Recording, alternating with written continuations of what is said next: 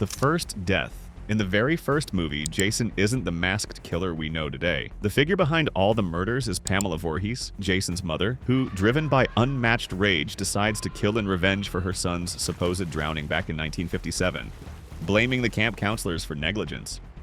When she hears that Camp Crystal Lake is going to reopen, she's determined to stop it for good by hunting down and killing the counselors one by one. As the night goes on, bodies start to show up, and the silence of the camp is broken only by screams. The big climax of the film takes place at the edge of Crystal Lake. Alice Hardy, the last survivor, is exhausted, her clothes and face covered in dirt, sitting by the water. That's when Pamela, just who's been chasing her, comes up from behind, ready to strike with a machete.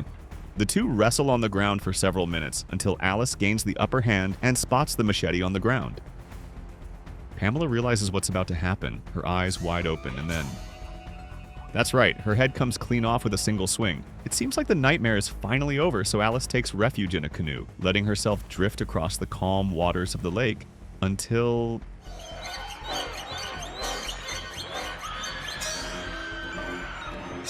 In one of the most iconic jump scares in movie history, a young, deformed Jason bursts out of the water and grabs her by the shoulders, pulling her under. It's a completely unexpected moment. Then we cut to Alice waking up in the hospital. Was it just a nightmare? The question lingers in the air, and the Jason legend is born. The first showdown. Months after the massacre, Alice tries to live a quiet, isolated life, but Jason, now grown and very much alive, finds her and kills her, making it clear that the bloodshed isn't over. He begins protecting the area around Crystal Lake, hunting down any intruder. A group of new camp counselors, unaware of the danger, sets up nearby. Among them is Ginny Field, who slowly realizes someone is watching them. One by one, the young counselors disappear, until Ginny finds herself alone running through the forest until she reaches a remote shack. Inside, she finds a disturbing altar with Pamela Voorhees' severed head. Relying on pure survival instinct, Ginny puts on Pamela's sweater and imitates her voice, playing on Jason's emotional weakness. The trick works for a few seconds, but Jason catches on and attacks Ginny. She's saved at the last moment by Paul, and in a burst of courage, she strikes back.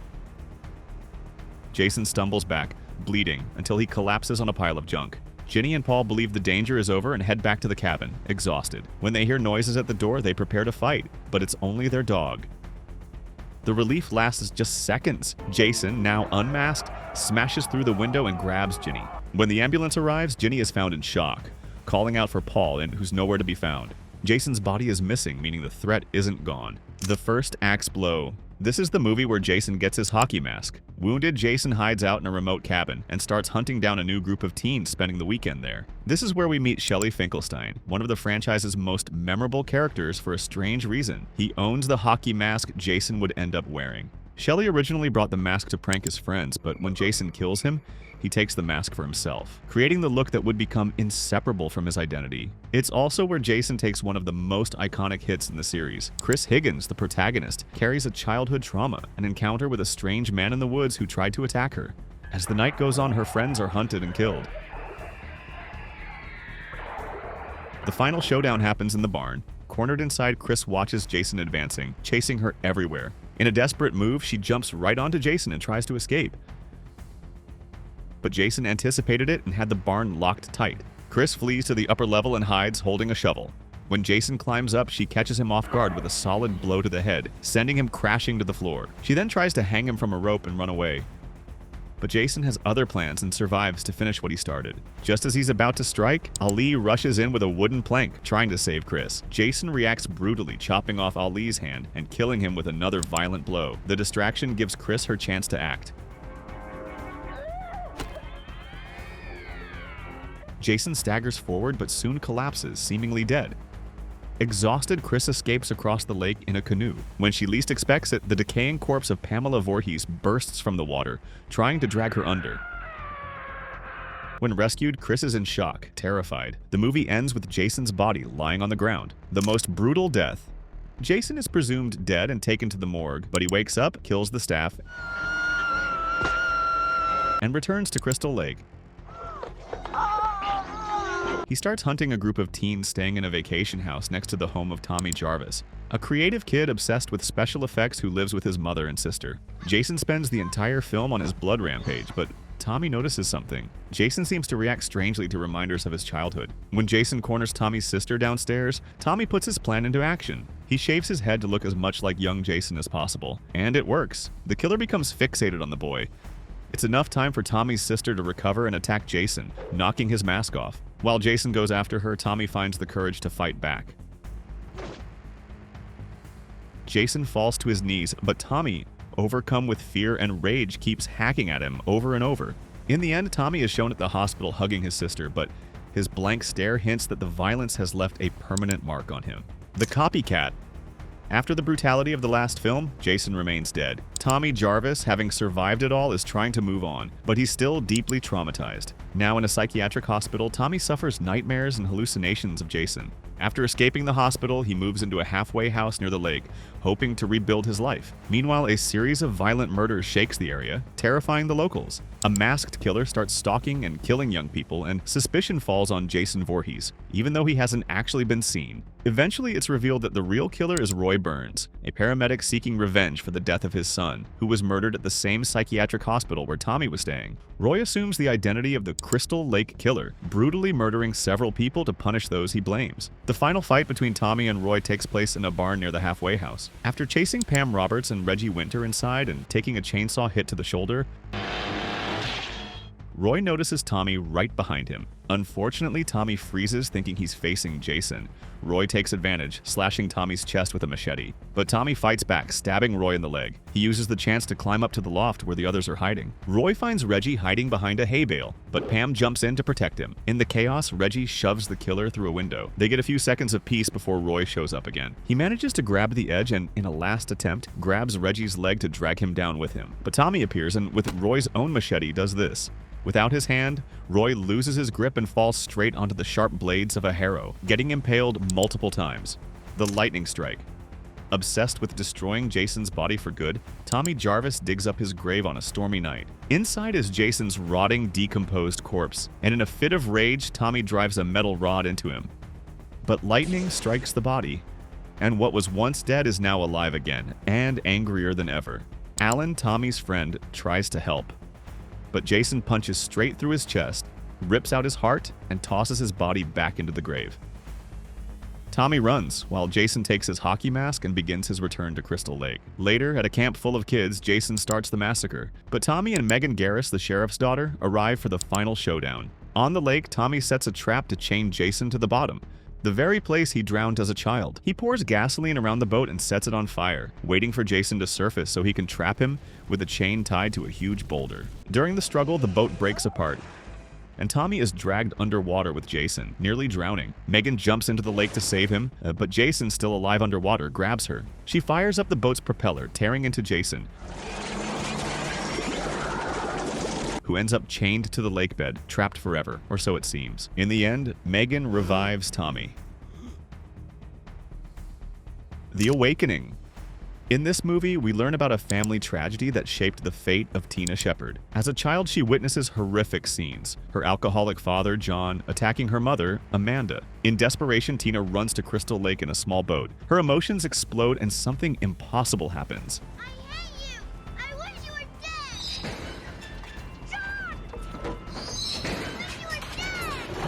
The pier collapses as if made of paper, and John plunges into the icy waters, disappearing forever.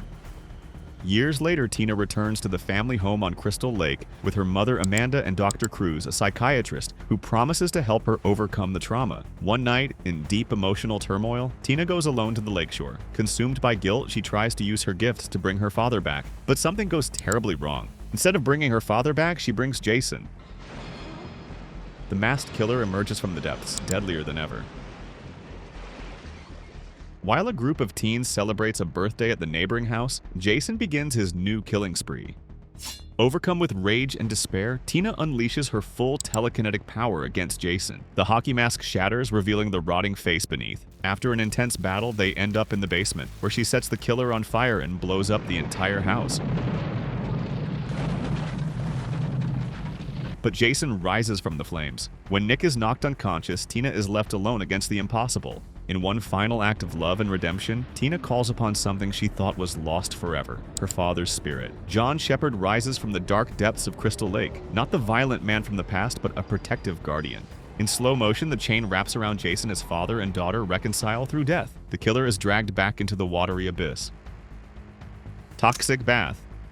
Two teens, Jim Miller and his girlfriend Susie Donaldson, are sailing peacefully on Crystal Lake. As they pass by the abandoned camp, Jim tells the legend of Jason Voorhees. Meanwhile, the boat's anchor snags a submerged power cable and drags it right to Jason's dormant body. The electric shock brings the killer back to life. Soon after, Jim plays a prank on Susie with a fake hockey mask, but doesn't live to laugh about it. Jason runs him through with a harpoon.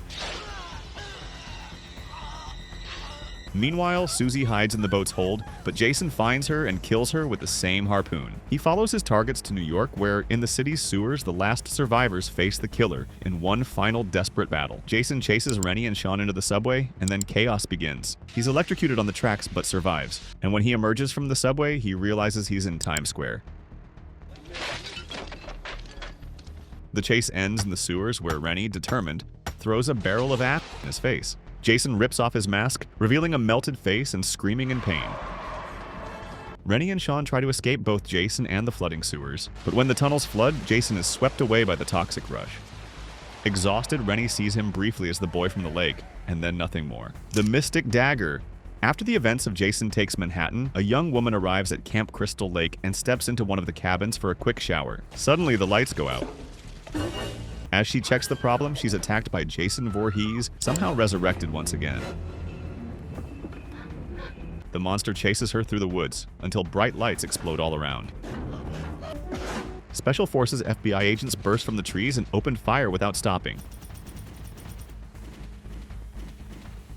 A hail of bullets and finally an airstrike blow Jason to pieces. The young woman is Agent Elizabeth Marcus, sent to lure Jason in after his Manhattan massacre. As the team celebrates, a mysterious man watches from a distance, suspicious. No one notices. Jason's heart is still beating. The shattered remains end up in a morgue in Ohio. Coroner Phil, hypnotized by the demonic organ, devours it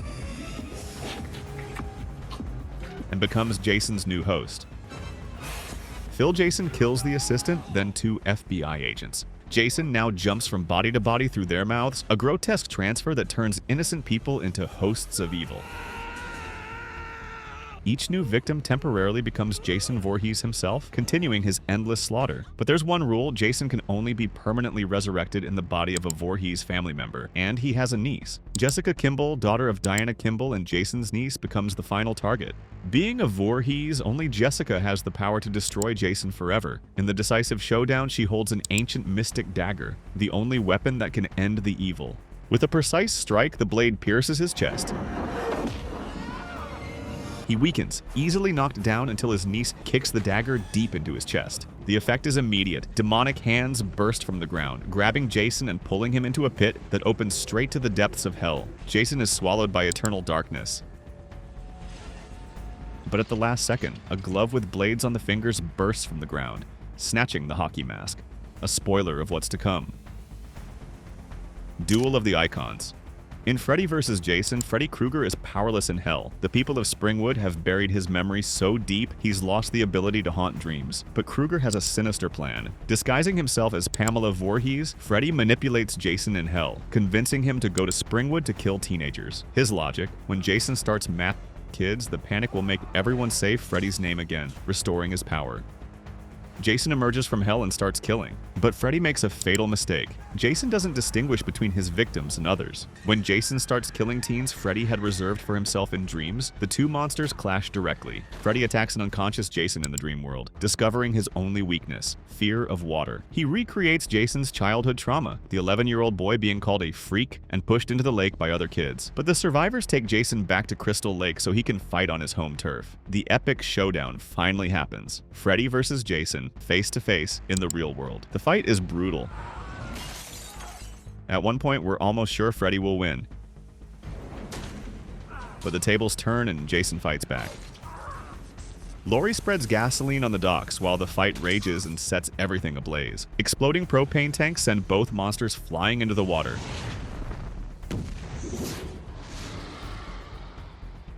Destroying Crystal Lake in the process. They both survive, and Jason emerges from the water, stabbing Freddy from behind with his own arm. Freddy apparently dies, and Jason sinks into the lake. The next morning, in the mist and absolute silence, something impossible happens. Jason rises from Crystal Lake holding his machete in one hand, and Freddy's severed head in the other. Uber Jason! In the distant future, Jason Voorhees is finally contained in a very unconventional way. After failed execution attempts, scientist Rowan LaFontaine decides to cryogenically freeze him. But during the process, Jason stabs her, causing a leak that freezes them both together. He remains in a frozen state for 445 years until students in 2455 find him and take him aboard the spaceship Grendel. But Jason never stays down for long. After waking up in the ship's morgue, he begins his killing spree. With the ship damaged and the survivors desperate, the military android KM-14 is upgraded by Suneron with advanced weaponry. In an epic battle, she manages to defeat Jason for a while. Jason's remains end up in a medical station, but the technology is on the wrong side. Nearly an hour later, the nanotech-equipped station repairs and rebuilds his body, turning him into something far worse. Uber Jason. A cybernetic fusion of dead flesh and impenetrable metal, faster, stronger, and deadlier than ever. The result is inevitable: more blood, more victims, more chaos. Uber Jason is so strong he easily defeats KM-14. Waylander sacrifices himself by detonating explosives, but Jason survives. He punctures the shuttle's hull, sucking Janessa into the vacuum of space. In the climax, when an explosion propels Jason toward the last survivors, Sergeant Brodsky intercepts him mid-flight. In one final heroic act, he steers them both into the atmosphere of Earth-2. Uber Jason is ejected into space and incinerated as he enters the new planet's atmosphere, but the mask survives, landing gently in a lake. Two teens cheer at the shooting star they saw, unaware the Crystal Lake Terror has now reached their new world. The Return. In the 2009 film, Jason Voorhees returns more agile, brutal, and calculating than ever. The story begins with a group of young people camping near Crystal Lake, but the night turns into a nightmare when Jason emerges from the shadows, killing everyone quickly and mercilessly, except Whitney Miller, whom he decides to keep alive. The reason? Jason mistakes Whitney for his mother, Pamela Voorhees, because of their physical resemblance. He takes her to a hidden captivity, an underground tunnel system he uses to move around the camp and ambush his victims. 6 weeks later, Whitney's brother, Clay Miller, arrives at Crystal Lake, searching for his missing sister. The final showdown takes place on the dock by the lake. Clay and Jenna, a survivor from the second group, try to rescue Whitney, but Jason corners them. Using his mother's locket as a distraction, Whitney tricks him. The moment gives Clay a chance to attack, chaining Jason to the dock with heavy chains. They manage to strangle him and stab him repeatedly until Jason seems finally dead. The body is dragged and thrown into the lake, but at the last moment, he bursts from the water and pulls Whitney under, showing the terror is far from over. Now we have confirmation that Jason Voorhees is truly immortal, and I want to know, which of these deaths do you think was the most brutal in the franchise? Comment below. If you like this video, leave a like and subscribe to the channel so you won't miss the next ones, because just like Jason, we always come back.